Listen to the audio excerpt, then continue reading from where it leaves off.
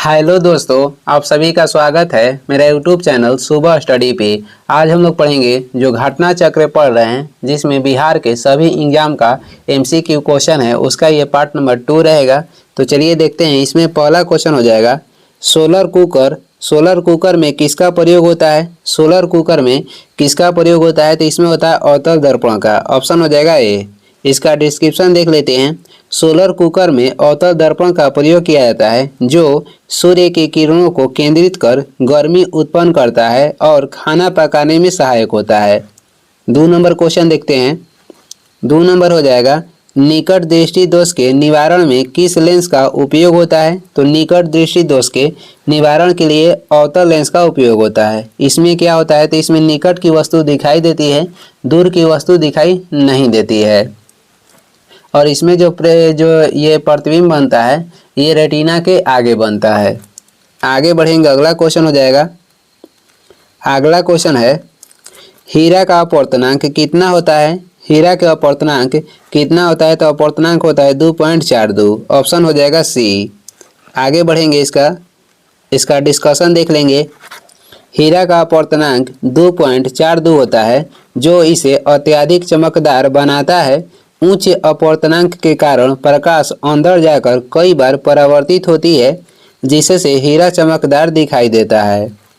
9 number हो जाएगा गाड़ी के साइड मिरर में किस दर्पण का प्रयोग होता है? गाड़ी के साइड मिरर में उत्तल दर्पण का प्रयोग होता है। ऑप्शन हो जाएगा बी। अगला क्वेश्चन हो जाएगा, आगे देखेंगे। अगला है खगोलीय दूरबीन द्वारा बनाई गई छवि होती है। खगोलीय दूरबीन द्वारा बनाई गई जो छवि होती है, ये होती है आभासी और आवर्धित। खगोलीय दूरबीन के द्वारा बनाई गई जो छवि है, ये आभासी और आवर्धित होती है। आगे बढ़ते हैं, अगला क्वेश्चन हो जाएगा। इसका डिस्कशन देख लेते हैं। खगोलीय दूरबीन द्वारा बनाई गई छवि आभासी और आवर्धित होती है। इसका प्रयोग तारों और ग्रहों को देखने के लिए किया जाता है। अगला क्वेश्चन देखेंगे, 11 नंबर हो जाएगा। परावर्तन के नियम सत्य है। परावर्तन के जो नियम है कह रहा है सत्य है, तो सभी परावर्तक सतहों के लिए परावर्तन के नियम सत्य है। आगे बढ़ते हैं, अगला क्वेश्चन हो जाएगा। इसका डिस्कशन पहले देख लेते हैं।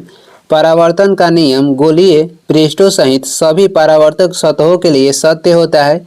परावर्तन का नियम यह बताता है कि यदि प्रकाश के किरण को समतल स्पॉट पॉलिश सतह से परावर्तित किया जाता है, तो आपतन कोण हमेशा परावर्तन कोण के बराबर होता है।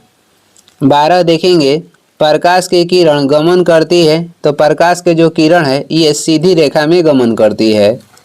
आगे बढ़ते हैं, जिसका महत्वपूर्ण डिस्कशन है वही हम लोग केवल डिस्कशन देखेंगे, बाकी इग्नोर कर देते हैं। इसमें देख लेते हैं कि प्रकाश एक विद्युत चुंबकीय तरंग है, और जब यह एक माध्यम से गुजरती है तो सीधी रेखा में चलती है। इस सीधी रेखा को प्रकाश के किरण कहा जाता है। प्रकाश के किरण का मार्ग तब परिवर्तित हो सकता है जब यह किसी सतह से टकराती है, या जब यह एक माध्यम से दूसरे माध्यम में प्रवेश करती है, उस समय। 13 हो जाएगा, मोटर गाड़ी के चालक के सामने लगा रहता है। मोटर गाड़ी के चालक के सामने उत्तल दर्पण लगा रहता है। 4 व्हीलर में देखिएगा कि एक जहाँ लोग आगे बैठते हैं, उसके ऊपर एक छोटा सा सामने एक मिरर लगा रहता है, जिससे पीछे की जो गाड़ी है उसे लोग देखते हैं। तो ये हो जाएगा उत्तल दर्पण। आगे बढ़ेंगे, अगला क्वेश्चन हो जाएगा। इसका डिस्कशन देख लेते हैं कि मोटर गाड़ी के चालक सामने उत्तल दर्पण लगा रहता है। उत्तल दर्पण को अपसारी दर्पण भी कहते हैं। उत्तल दर्पण को अपसारी दर्पण भी कहते हैं। उत्तल दर्पण में प्रकाश की किरण परावर्तित होकर फैल जाती है, जिससे विस्तृत क्षेत्र का दृश्य प्राप्त होता है। समतल दर्पण के बारे में देखते हैं। वह दर्पण जिसकी सतह पूरी तरह से सपाट होती है और जिस पर प्रकाश का परावर्तन होता है, उसे समतल दर्पण बोलते हैं। आगे बढ़ते हैं, अवतल दर्पण के बारे में देख लेते हैं। अवतल दर्पण यह एक प्रकार का गोलीय दर्पण होता है, जिसका परावर्तक सतह अंदर की ओर मुड़ा होता है। और उत्तल लेंस के बारे में देखेंगे, यह एक ऐसा लेंस जो बीच में मोटा और किनारे पर पतला होता है। उत्तल लेंस में क्या होता है कि यह एक ऐसा लेंस होता है कि जो कि बीच में मोटा होता है और किनारे पे पतला होता है। 14 नंबर हो जाएगा, किसी वस्तु का प्रतिबिंब सामान्य मनुष्य के नेत्र के किस भाग पर बनता है? तो सामान्य मनुष्य के नेत्र पे जो प्रतिबिंब बनता है ये बनता है रेटिना पर।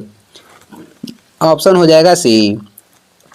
जो कॉर्निया है ये आंख के भाग इसे दान करते हैं, आंख के किस भाग को दान करते हैं? तो कॉर्निया को।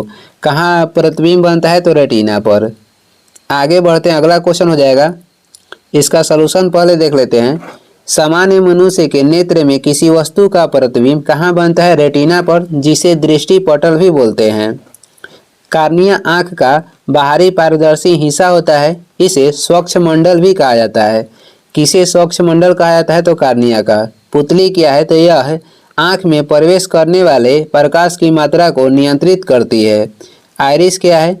आइरिस आंख का रंगीन हिस्सा है जो पुतली के चारों ओर होता है, इसे परितारिका भी कहते हैं। आइरिस का रंग मेलेनिन के मात्रा पर निर्भर करती है। आइरिस के जो रंग है किस पे निर्भर करती है? तो मेलेनिन पे। आगे बढ़ेंगे, अगला हो जाएगा 15 नंबर देखेंगे। 15 है, एक अवतल दर्पण के अक्ष पर एक वस्तु दर्पण के वक्रता केंद्र पर रखी है। दर्पण द्वारा निर्मित प्रतिबिंब एवं इसके ध्रुव के बीच की दूरी होगी।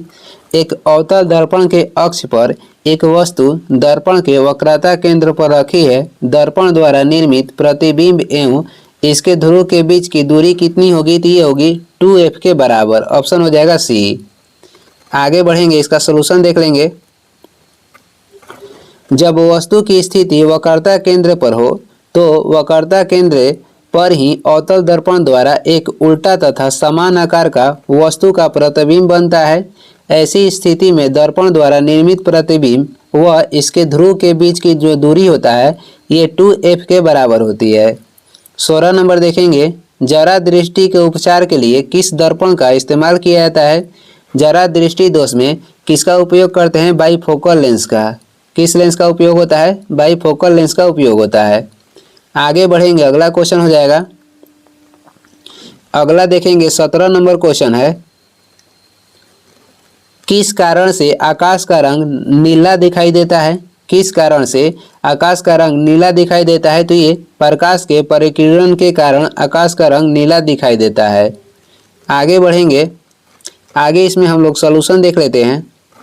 आकाश का रंग नीला प्रकाश के परिकिरण के कारण दिखाई देता है। सूर्य के जो प्रकाश है जब वायुमंडल में प्रवेश करता है तो वायुमंडल में उपस्थिति धूल कणों व अन्य पदार्थों के सूक्ष्म कणों द्वारा इसका परिकिरण होता है।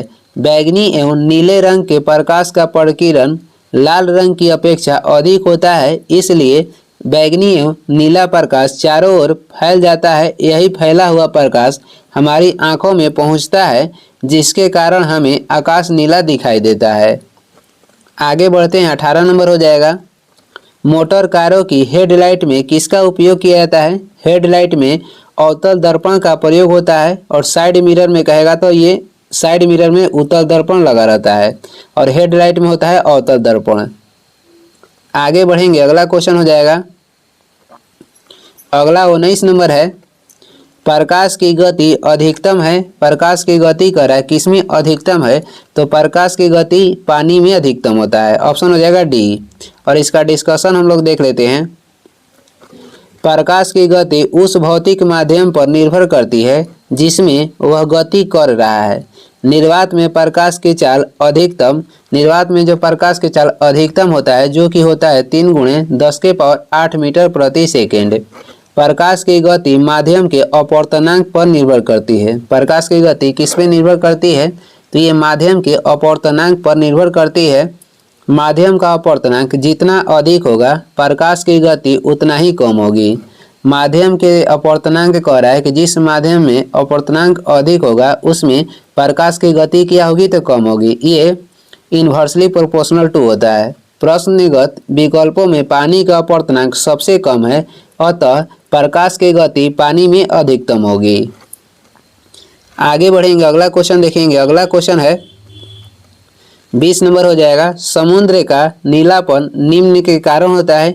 ये वही क्वेश्चन हो जाएगा, प्रकाश के प्रकीर्णन के कारण समुद्र का नीलापन होता है। आगे बढ़ेंगे, अगला क्वेश्चन हो जाएगा, इसका हम लोग डिस्कशन देख लेते हैं। इसका डिस्कशन है समुद्र के जल का नीलापन जल के अणुओं द्वारा प्रकाश के परिकिरण के कारण होता है। नीले रंग की तरंगदैर्घ्य छोटी होने के कारण इसका परिकिरण अधिक होता है।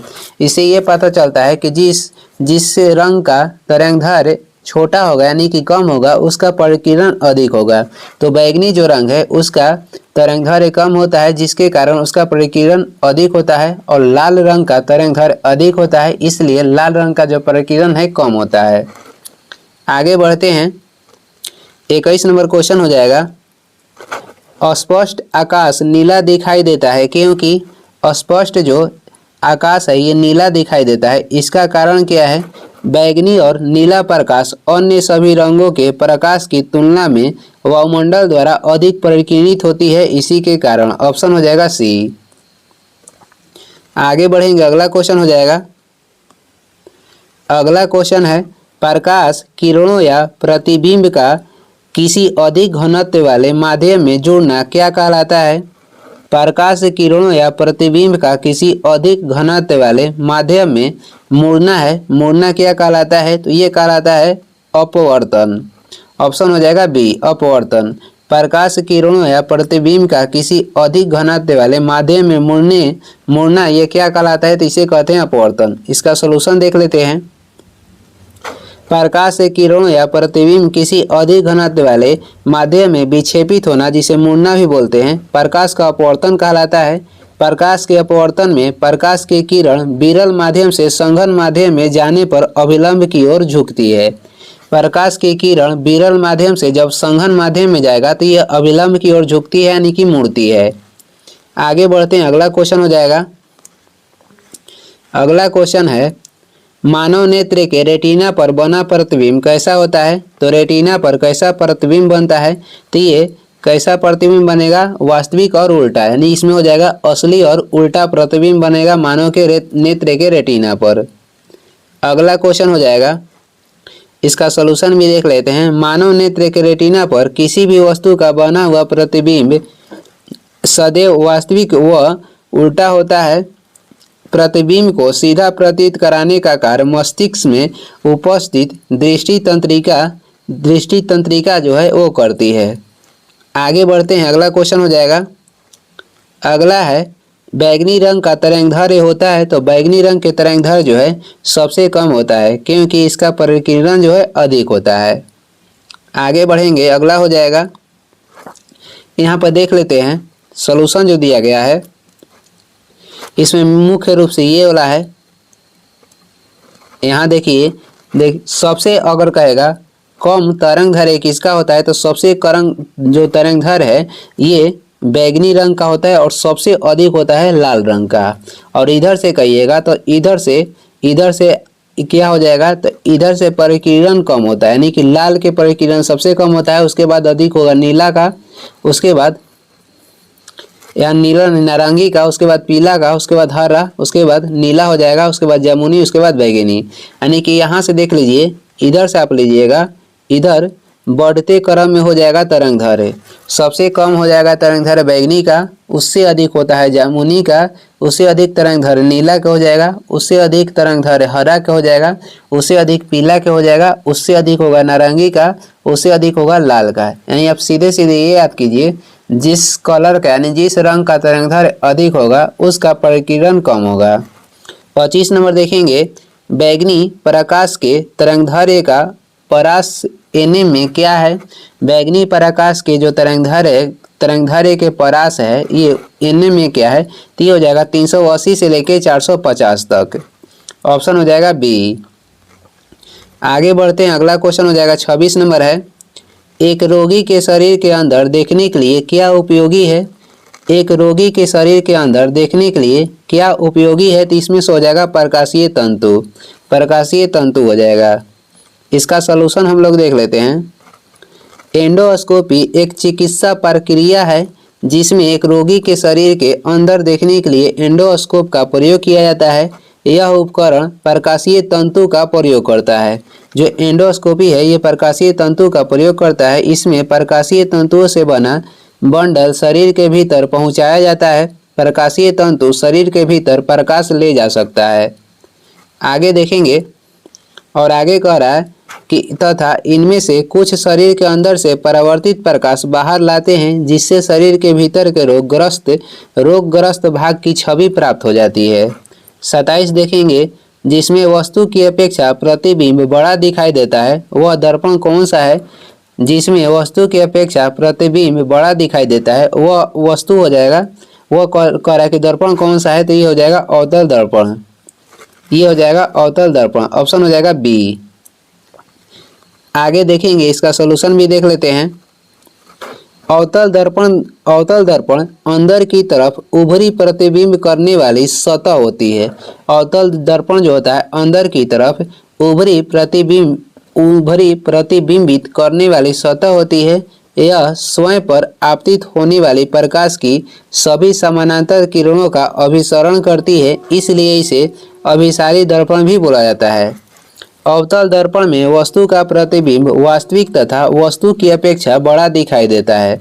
अवतल दर्पण में वस्तु का जो प्रतिबिंब है वास्तविक तथा वस्तु की अपेक्षा बड़ा दिखाई देता है।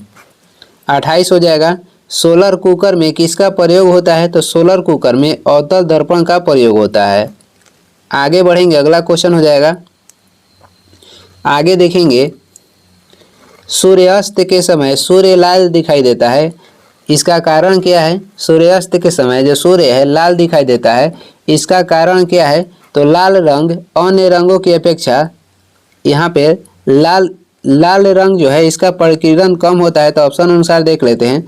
लाल रंग जो है अन्य रंगों की अपेक्षा कम परिकीर्णित होता है, यानी कि लाल रंग का जो प्रकीर्णन है सबसे कम होता है, इसीलिए सूर्यास्त के समय सूर्य है जो कि लाल दिखाई देता है।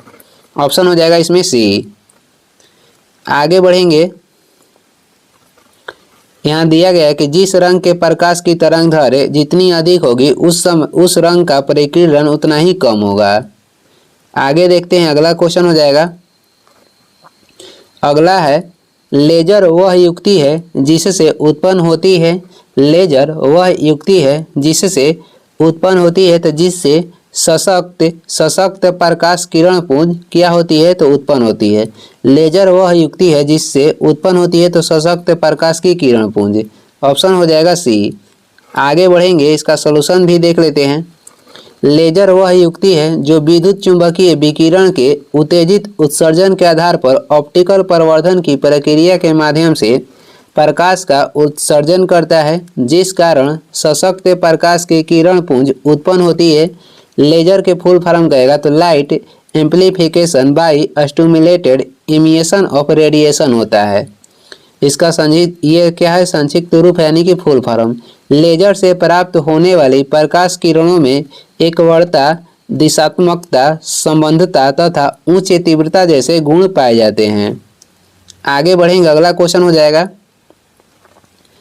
अगला क्वेश्चन है, जब प्रकाश दूसरे माध्यम से अंदर जाता है तो क्या होता है? जब प्रकाश कह रहा है कि दूसरे माध्यम से अंदर जाता है तो क्या होता है? तो इसमें इसकी जो है आवृत्ति में परिवर्तन नहीं होता है। जब प्रकाश अगर एक माध्यम से दूसरे माध्यम में जाएगा तो उसका वेग और तरंगदैर्घ्य बदलता है, लेकिन आवृत्ति नहीं बदलती है। तो यही इसका आवृत्ति में परिवर्तन नहीं होता है, ऑप्शन बी हो जाएगा। यहाँ देख लेते हैं, इसका सॉल्यूशन भी है। प्रकाश के एक माध्यम से दूसरे माध्यम में गमन करने पर माध्यमों के अपवर्तनांक की भिन्नता के कारण प्रकाश के वेग एवं तरंगदैर्घ्य बदल जाता है, जबकि प्रकाश की आवृत्ति स्थिर रहती है। 32 हो जाएगा। लेंस शक्ति यानी कि डायोप्टर का संबंध है। लेंस शक्ति डायोप्टर का संबंध क्या है? तो इनमें से कोई नहीं होगा, इसमें से कोई नहीं होगा, क्योंकि लेंस शक्ति जो डायोप्टर है ये फोकस दूरी के इन्वर्सली प्रोपोर्शनल टू होता है। यहाँ सॉल्यूशन देख लेते हैं। ये हो जाएगा लेंस शक्ति बराबर 1 फोकस दूरी, यानी कि ये इन्वर्सली प्रोपोर्शनल टू हो जाएगा, जो कि ऑप्शन में नहीं दिया गया है। आगे बढ़ते हैं, अगला क्वेश्चन हो जाएगा। परावर्तन के नियम के अनुसार परावर्तन कोण का मान आपतन कोण के कितना होता है? तो परावर्तन के नियम के अनुसार परावर्तन कोण का मान जो है आपतन कोण के बराबर होता है। ऑप्शन हो जाएगा ए। आगे बढ़ेंगे, अगला क्वेश्चन हो जाएगा 34 नंबर है, सही कथन चुनिए। तो इसमें से सही कथन हो जाएगा लाल प्रकाश का तरंगदैर्घ्य बैंगनी प्रकाश से ज़्यादा होता है। लाल प्रकाश का जो तरंगदैर्घ्य है बैंगनी प्रकाश से अधिक होता है। आगे बढ़ेंगे, अगला क्वेश्चन देखेंगे। अगला हो जाएगा किसी माध्यम के अपवर्तनांक निर्वात में प्रकाश की गति और उसका माध्यम में प्रकाश की गति के बीच सही संबंध क्या है?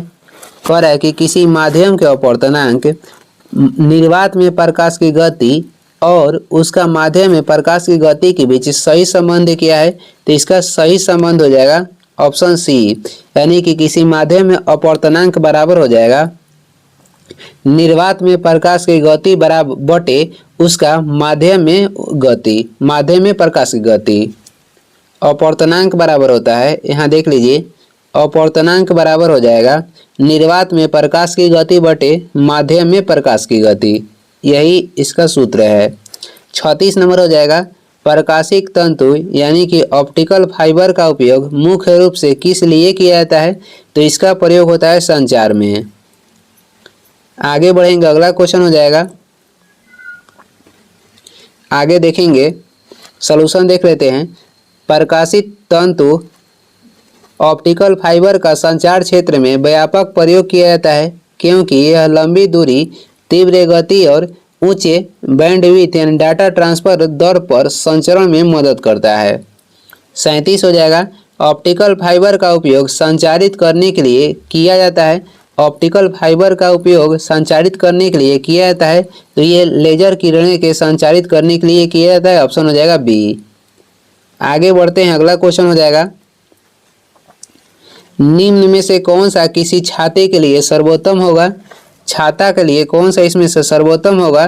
तो ऊपर इसके काला होता है और अंदर में क्या होता है? उजला। ऑप्शन हो जाएगा बी, ऊपर काला होना चाहिए, अंदर उजला होना चाहिए, ये किसी छाता के लिए सर्वोत्तम है। आगे बढ़ते हैं, अगला क्वेश्चन हो जाएगा, अगला है दूरदृष्टि वाली आंख में क्या होता है? दूरदृष्टि वाले आंख में क्या होता है? तो इसमें रेटिना के पीछे किरणें अभिसारित होती है। ऑप्शन हो जाएगा डी। इसका सलूशन देख लेते हैं। इसका सलूशन है, दूरदृष्टि दोष वाले व्यक्ति को दूर की वस्तु स्पष्ट दिखाई पड़ती है किंतु पास की वस्तु स्पष्ट नहीं दिखती है क्योंकि इस रोग में निकट की वस्तु का प्रतिबिंब रेटिना के पीछे बनता है। 40 नंबर हो जाएगा, आंख की पुतली या आईबॉल के संकुचन के कारण एक दृष्टि दोष वाली आंख देख सकती है। आंख की पुतली आईबॉल के संकुचन के कारण एक दूरदृष्टि जो दोष वाली आंख है वो देख सकती है। तो ये दूर की वस्तुएं देख सकती है जिसे उत्तल लेंस का उपयोग करते हुए ठीक कर दिया गया हो। ऑप्शन इसमें ए हो जाएगा। दूरदृष्टि में क्या होता है? तो इसमें दूर की वस्तु दिखाई देती है और इसमें जो प्रतिबिंब बनता है रेटिना के पीछे बनता है। वही निकट दृष्टि दोष में क्या होता है? तो निकट की वस्तु दिखाई देती है लेकिन दूर की वस्तु दिखाई नहीं देगी और इसमें जो प्रतिबिंब बनेगा ये रेटिना के आगे बनेगा। यानी कहने का मतलब ये हो जाएगा कि जो आपका दोष होगा वही दिखाई देगा। यानी निकट दृष्टि दोष में निकट के दिखाई देगा, दूर दृष्टि दोष में दूर के दिखाई देगा। निकट दृष्टि दोष को ठीक करने के लिए अवतल लेंस का प्रयोग करते हैं और दूर दृष्टि दोष को ठीक करने के लिए उत्तल लेंस का प्रयोग करते हैं। आगे बढ़ते हैं, अगला क्वेश्चन हो जाएगा, आगे इसमें देखेंगे 41 नंबर है, मनुष्य नेत्र में पुतली के आकार का नियंत्रण किसके द्वारा होता है? तो पुतली के आकार का नियंत्रण ये होता है परितारिका के द्वारा। ऑप्शन हो जाएगा ए। अगला क्वेश्चन है, आगे हम लोग देखेंगे, इसका सलूशन भी देख लेते हैं।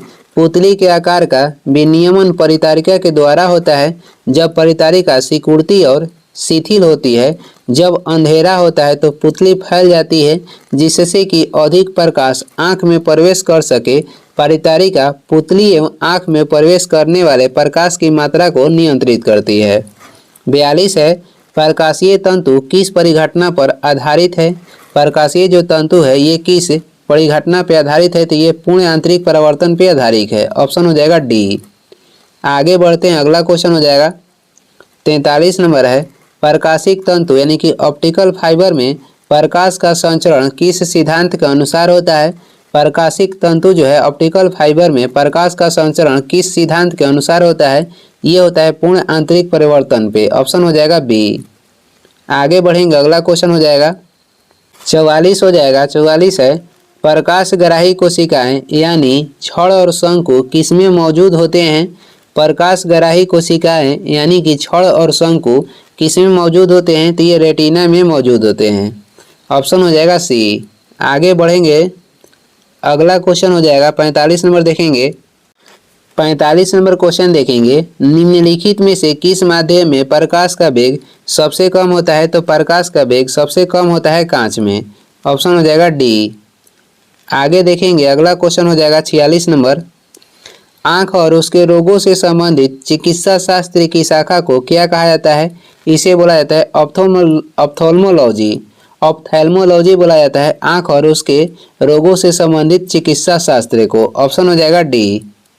अगला क्वेश्चन हो जाएगा, अगला क्वेश्चन है, अगला देखेंगे, अधिक अपवर्तनांक वाला माध्यम, अधिक अपवर्तनांक वाला करा कि माध्यम ये दूसरे माध्यम की अपेक्षा प्रकाशिक संघनन है। अधिक अपवर्तनांक वाला जो माध्यम है दूसरे माध्यम की अपेक्षा प्रकाशिक संघनन है। आगे बढ़ते हैं, अगला क्वेश्चन हो जाएगा, इसमें सलूशन देख लेते हैं। यदि एक माध्यम की अपेक्षा दूसरे माध्यम का अपवर्तनांक अधिक हो तो दूसरे माध्यम को पहले माध्यम से प्रकाशत संघन कहा जाता है। यानी ये कह रहा है कि जिस माध्यम में अपवर्तनांक अधिक होगा वो माध्यम क्या होगा? ये संघनन होगा, और जिस माध्यम का अपवर्तनांक कम होगा वो माध्यम क्या होगा? विरल होगा।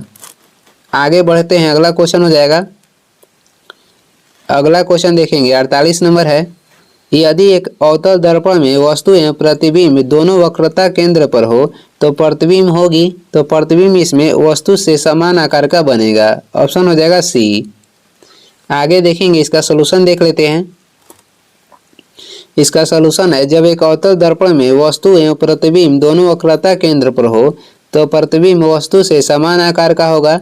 निर्मित छवि वास्तविक तथा उल्टी होगी। अवतल दर्पण एक घुमावदार परावर्तक सतह वाला दर्पण है। इसे अभिसारी दर्पण भी कहते हैं। इसका उपयोग टॉर्च, हैंडलैम्प्स और लाइट्स में किया जाता है। आगे बढ़ेंगे, अगला क्वेश्चन हो जाएगा 49 नंबर है, मनुष्य के नेत्र के रेटिना पर प्रतिबिंब बनता है। तो मनुष्य के जो नेत्र के रेटिना पर प्रतिबिंब बनता है ये वास्तविक तथा उल्टा बनता है। ऑप्शन हो जाएगा डी। आगे बढ़ेंगे, आगे हम लोग पढ़ेंगे ध्वनि के बारे में। ध्वनि की प्रबलता निर्भर करती है, ध्वनि की प्रबलता है जो किस पे निर्भर करती है? तो ये किस पर निर्भर करती है? तो ध्वनि तरंगों के आयाम पर निर्भर करती है। ऑप्शन हो जाएगा बी।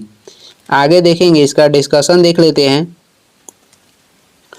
ध्वनि की प्रबलता मुख्य रूप से ध्वनि तरंगों के आयाम पर निर्भर करती है। आयाम जो है ध्वनि तरंगों द्वारा ले जाई गई ऊर्जा का एक माप है। आयाम जितना अधिक होगा ध्वनि उतनी ही प्रबल यानी कि तेज सुनाई देगी, और आयाम जितना कम होगा ध्वनि उतनी ही धीमी यानी कि मंद सुनाई देगी। जबकि ध्वनि का वेग और आवृत्ति भी ध्वनि के गुणों से संबंधित है, प्रबलता सीधे आयाम से संबंधित है। 2 हो जाएगा, निर्वात में ध्वनि की गति कितनी होती है? तो निर्वात में जो ध्वनि गति होती है ये होती है 0 मीटर प्रति सेकेंड, यानी ध्वनि जो है निर्यात में यात्रा नहीं करती है। वायु में इसकी कहेगा चाल कितनी होती है? तो 332 मीटर प्रति सेकेंड ये होता है। आगे बढ़ेंगे, आगे देख लेंगे, अगला क्वेश्चन है, निम्नलिखित में से किस माध्यम में ध्वनि सबसे तेज से चलती है? तो सबसे तेज चलेगी स्टील में, यानी कि ठोस में चलेगी सबसे तेज। उससे कम चलेगी पानी में, और उससे कम चलेगी गैस में। आगे बढ़ते हैं, अगला क्वेश्चन हो जाएगा, ध्वनि की तीव्रता किसके संदर्भ में मापी जाती है? ध्वनि की जो तीव्रता है ये किसकी संदर्भ में मापी जाती है? तो आयाम के संदर्भ में मापी जाती है। आगे बढ़ते हैं, अगला क्वेश्चन हो जाएगा, इसका सलूशन देख लेते हैं पहले। ध्वनि की तीव्रता आयाम के संदर्भ में मापी जाती है ध्वनि की जो तीव्रता होती है वह ध्वनि उत्पन्न करने वाले कंपन के आयाम के वर्ग के समानुपाती होती है। ध्वनि उत्पन्न करने वाले कंपन के आयाम के वर्ग के समानुपाती होती है क्या? तो ध्वनि की तीव्रता। 5 नंबर हो जाएगा, किस माध्यम में ध्वनि का वेग अधिकतम होता है? तो ध्वनि के जो वेग है अधिकतम होता है किस में? तो ठोस में। ऑप्शन हो जाएगा बी। आगे बढ़ेंगे, अगला क्वेश्चन हो जाएगा 6 नंबर देखेंगे, किसी पदार्थ से होकर जाने वाली ध्वनि तरंगों का वेग किस पर निर्भर करती है? किसी पदार्थ से होकर जाने वाली ध्वनि तरंगों का वेग जो है ये किस पर निर्भर करती है? तो ये पदार्थ के लचीलेपन के मापक और साथ ही घनत्व पर भी निर्भर करती है। पदार्थ के लचीलेपन के मापक और साथ ही घनत्व पर निर्भर करती है। आगे बढ़ते हैं, अगला क्वेश्चन हो जाएगा, अगला है अश्रव्य तरंगों की आवृत्ति होती है।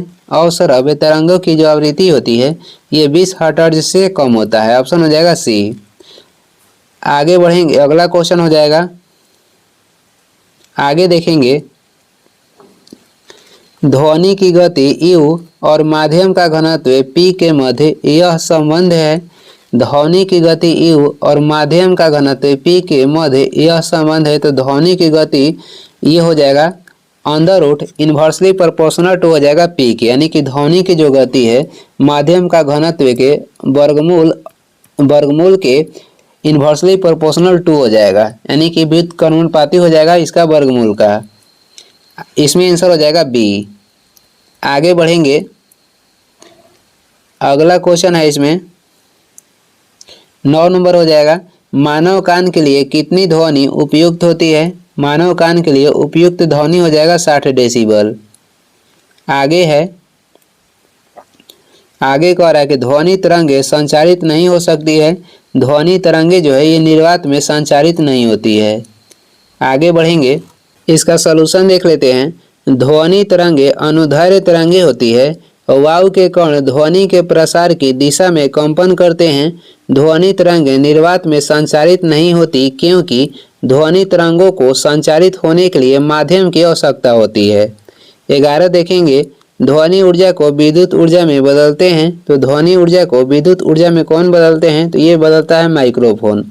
माइक्रोफोन के द्वारा ध्वनि ऊर्जा को विद्युत ऊर्जा में बदलते हैं। आगे बढ़ेंगे, अगला क्वेश्चन हो जाएगा 12 नंबर, 20 हर्ट्ज से लेकर 20,000 हर्ट्ज बराबरता की ध्वनि निम्नलिखित में क्या है? तो ये 20 हर्ट्ज से लेकर 20,000 हर्ट्ज के बीच की बराबरता की ध्वनि को क्या बोलते हैं? तो इसे तो श्रव्य ध्वनि या ऑडिबल ध्वनि बोलते हैं। ऑप्शन हो जाएगा डी। आगे बढ़ेंगे, अगला क्वेश्चन हो जाएगा, अगला है इसमें, डेसिबल का प्रयोग निम्नलिखित में से किसके मापन के लिए होता है? तो डेसिबल का जो प्रयोग है ये किसके मापन के लिए होता है? तो ध्वनि की तीव्रता के मापन के लिए होता है। ऑप्शन हो जाएगा सी। आगे बढ़ेंगे, अगला क्वेश्चन हो जाएगा 14 नंबर है, ध्वनि तरंगे किस प्रकार की तरंगे होती है? ध्वनि जो तरंग है ये अनुदैर्ध्य यांत्रिक तरंगे होती है। प्रकाश हो जाएगा अनुप्रस्थ यांत्रिक तरंगे। आगे बढ़ते हैं, अगला क्वेश्चन हो जाएगा, इसका सलूशन भी देख लेते हैं। ध्वनि तरंगे अनुदैर्ध्य यांत्रिक तरंगे होती है जो कि वस्तुओं में कंपन के कारण उत्पन्न होती है। ध्वनि शब्द का उपयोग केवल उन्हीं तरंगों के लिए होता है जिसे कानों से सुना जा सके। जब किसी माध्यम से तरंग के संचरण होने पर माध्यम के कण तरंग के चलने की दिशा के अनुदिश कंपन करते हैं तो उस तरंग को अनुदैर्ध्य तरंग कहा जाता है। और जो अनुदैर्ध्य तरंग है इसका हम लोग अभिलक्षण देखेंगे। इसका अभिलक्षण हम लोग देख लेते हैं। अनुदैर्ध्य तरंग के अभिलक्षण का पहला हो जाएगा, अनुदैर्ध्य तरंगों का विस्थापन ठोस, द्रव तथा गैस तीनों के माध्यम में हो जाता है। अनुदैर्ध्य तरंगों का विस्थापन जो है ठोस, द्रव, गैस ये तीनों माध्यम में हो जाता है। कणों का विस्थापन तरंग की दिशा की ओर होता है। जो कण के विस्थापन होता है ये तरंग की दिशा की ओर होता है। अनुदैर्ध्य तरंग में कणों की गति संपीड़न तथा विलयन में मध्यम से होती है। अनुदैर्ध्य तरंगों में विस्थापन तरंग वक्र निश्चित समय पर कुछ कणों की गति को निरूपित करता है। आगे हम लोग बढ़ते हैं, अगला क्वेश्चन हो जाएगा 15 नंबर क्वेश्चन है, कह रहा है कि किसके परिवर्तन से वायु में ध्वनि की गति में परिवर्तन नहीं होता है। तो वायु दाब के परिवर्तन से वायु में ध्वनि की गति में परिवर्तन नहीं होता है। यानी क्वेश्चन ये कह रहा है कि ध्वनि की गति पे दाब का कोई प्रभाव नहीं पड़ता है। ऑप्शन हो जाएगा बी। सॉल्यूशन भी इसका देख लेते हैं। ध्वनि एक अनुदैर्ध्य तरंग है, इसकी गति के लिए माध्यम का होना आवश्यक है। निर्वात में ध्वनि गति नहीं कर सकती है। ध्वनि की गति पर वायु तापक्रम, वायु में उपस्थिति नमी की मात्रा तथा पवन की दिशा का प्रभाव पड़ता है। ध्वनि की गति पर तापक्रम का प्रभाव पड़ता है और उपस्थिति नमी का प्रभाव पड़ता है और पवन की दिशा का प्रभाव पड़ता है, किंतु वायु दाब ध्वनि गति के प्रभाव नहीं पड़ता है, यानी कि दाब का ध्वनि पे प्रभाव नहीं पड़ता है। 16 देखेंगे, निम्न द्रव्यों में ध्वनि सबसे तेज यात्रा करती है। तो ये करेगी ऑप्शन अनुसार स्टील में। ऑप्शन हो जाएगा ए।